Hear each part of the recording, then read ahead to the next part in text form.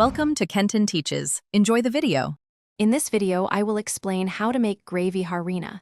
We'll start by gathering our simple ingredients.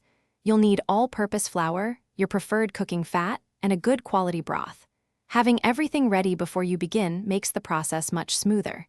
This foundational sauce is incredibly versatile and adds a delicious touch to many meals. Let's get cooking. Before we dive into the cooking, let's ensure you have everything at hand.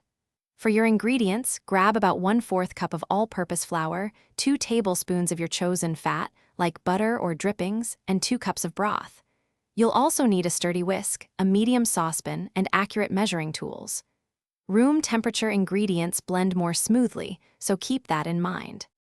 Hey everyone, quick break. If you're finding this guide helpful, please hit that like button and subscribe for more cooking tips. And on another note, if you're making a big batch of this delicious gravy harina, you'll want to store it properly. Make meal prep easy with these fantastic leak-proof containers.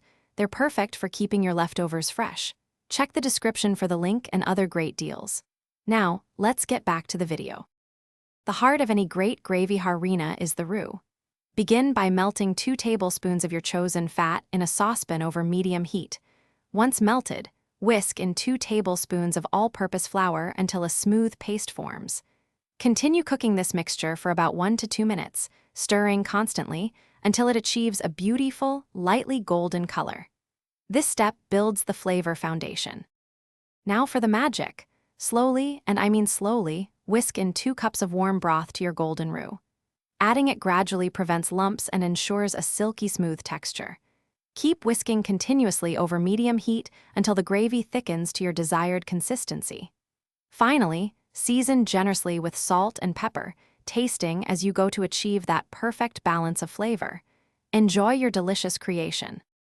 Thanks for watching. Please subscribe if this video was helpful.